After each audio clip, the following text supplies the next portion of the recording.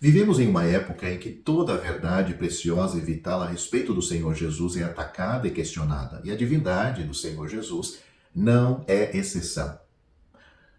Passado e presente, há um componente rebelde do coração humano que nega a própria essência de quem é o Senhor Jesus. Em termos simples, a divindade do Senhor Jesus é a verdade de que Ele é Deus, nada menos nunca.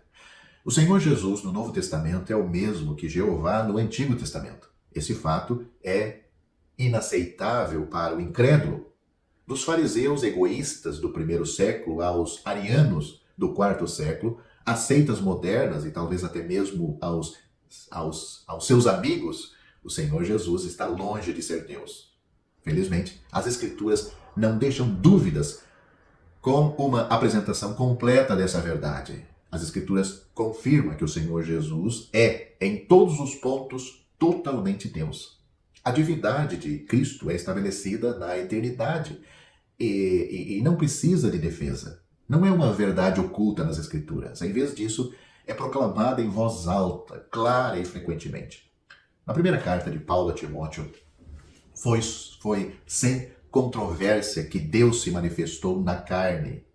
1 Timóteo capítulo 3, versículo 16. O próprio Deus é a autoridade. Muito antes que os homens pudessem questionar a divindade de Cristo, o Pai a estabeleceu para sempre como uma declaração gloriosa sobre o seu Filho. O teu trono, ó Deus, é para todo sempre. Salmos capítulo 45, versículo 6.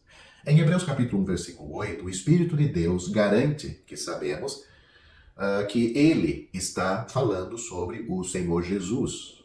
Ao Filho diz, o teu trono, ó Deus, é para todo sempre. Ou seja, o Espírito Santo confirma isto, e de uma maneira clara, dizendo que isso está falando do Filho.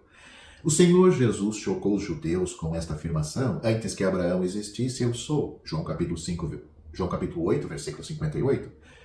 Não tenha dúvidas de que eles, conhecendo o Antigo Testamento, completamente pensaram em Moisés, no Horebe, quando Deus lhes disse para dizer ao povo, eu sou, me enviou a vós, Êxodo capítulo 3, versículo 14. Seus argumentos foram inúteis e sua raiva se manifestou quando entenderam que isso era uma afirmação direta de ser Deus, o eterno eu sou. Mais tarde no templo, o Senhor novamente respondeu ao questionamento dos judeus com a ousada declaração de que eu e meu Pai somos um. João capítulo 10, versículo 30. Pela segunda vez, suas mãos perversas pegaram pedras para arremessá-lo. Em nossos dias, o diabo, com muito mais experiência, usa seus ministros das trevas para dizer que no grego não é bem assim.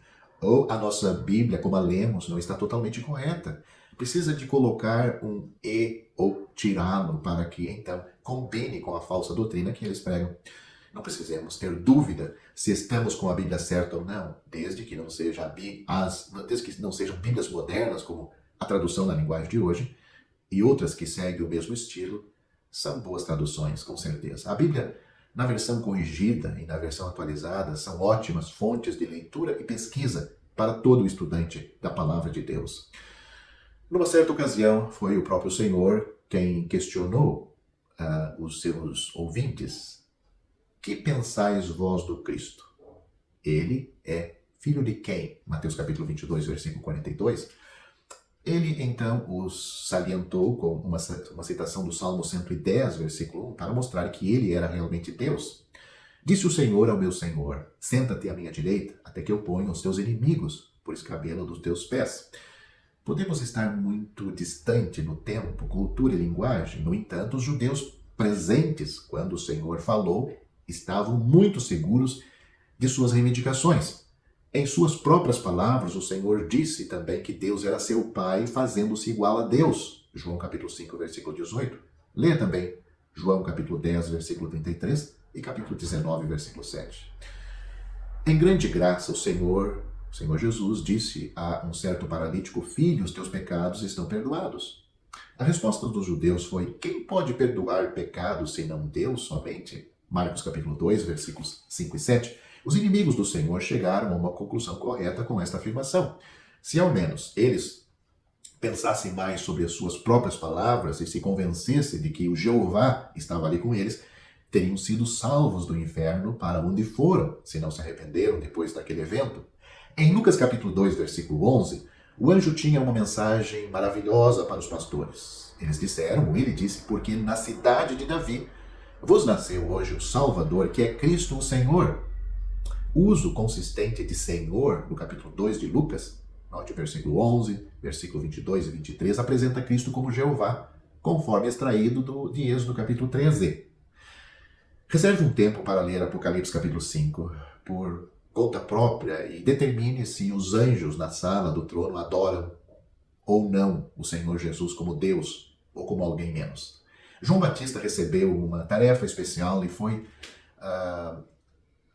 descaradamente fiel a ela. Ele declarou que o Senhor Jesus estava diante dele em preferência e tempo e respondeu aos judeus questionadores, citando Isaías capítulo 40, versículo 3, a voz do que clama do deserto, preparai o caminho do Senhor, endireitai as suas veredas. Mateus capítulo 3, versículo 3.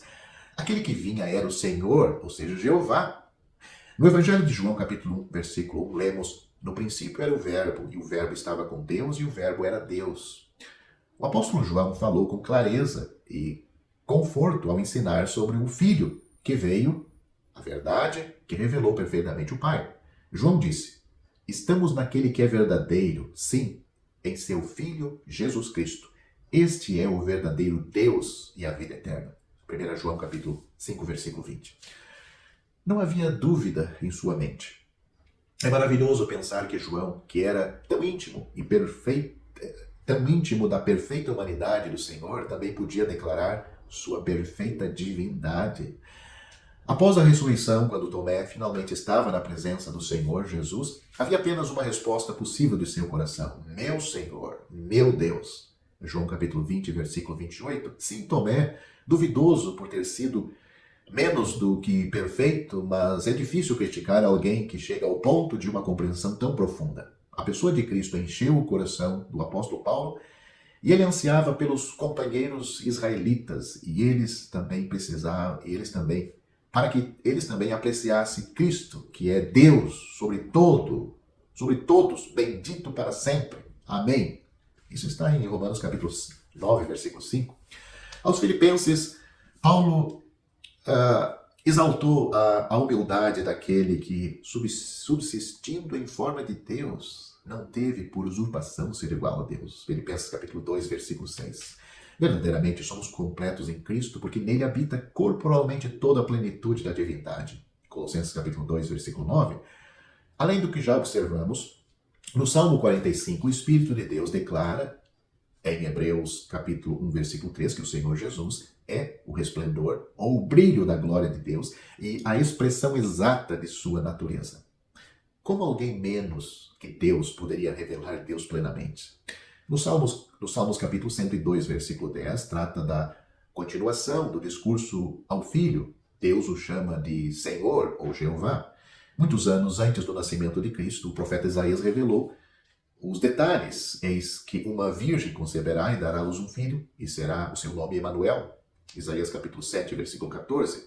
Mateus acrescenta a interpretação, Deus conosco. Mateus capítulo 1, versículo 23.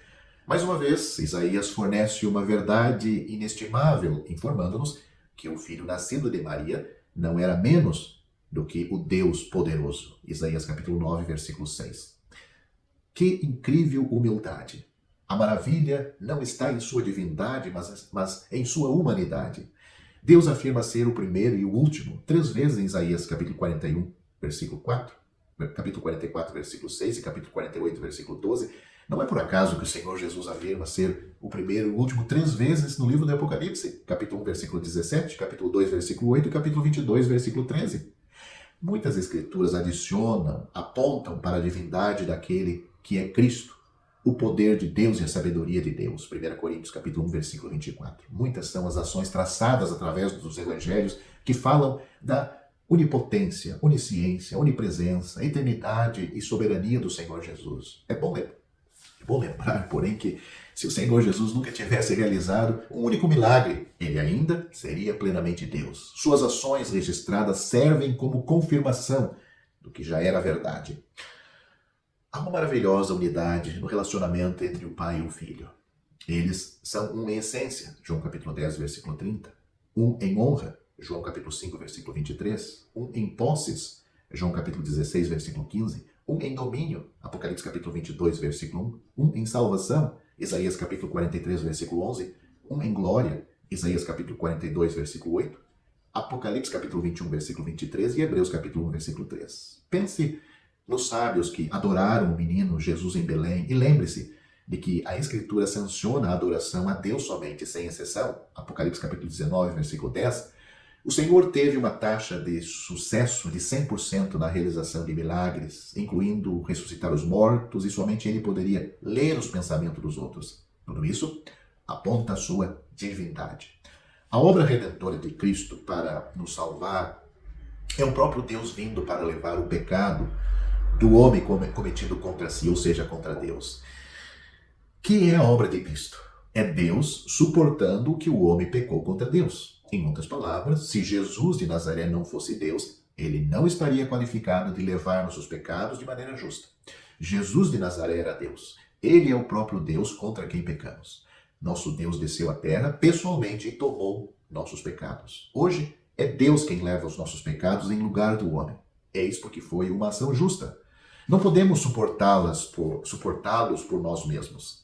Se fôssemos tomados, estaríamos acabados. Graças a Deus que Ele mesmo veio ao mundo para suportar os nossos pecados. Essa é a obra do Senhor Jesus na cruz. Por que então Deus teve de tornar-se um homem?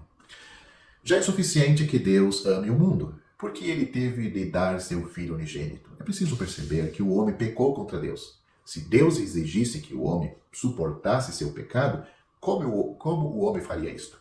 O salário do pecado é a morte. Quando o pecado induz e age, ele acaba em morte. A morte é a cobrança justa do pecado. Romanos capítulo 5, versículo 12. Quando o homem peca contra Deus, ele tem de suportar a consequência do pecado, que é a morte. Por isso Deus é a outra parte. Se ele viesse e assumisse nossa responsabilidade e sofresse a consequência do nosso pecado, ele teria de morrer. Mas em 1 Timóteo capítulo 6, versículo 16, é-nos dito que Deus é imortal. Ele não pode morrer. Mesmo que Deus quisesse vir ao mundo e tomar nossos pecados, morrer e ir para a perdição, para ele seria impossível fazê-lo. A morte simplesmente não tem efeito em Deus.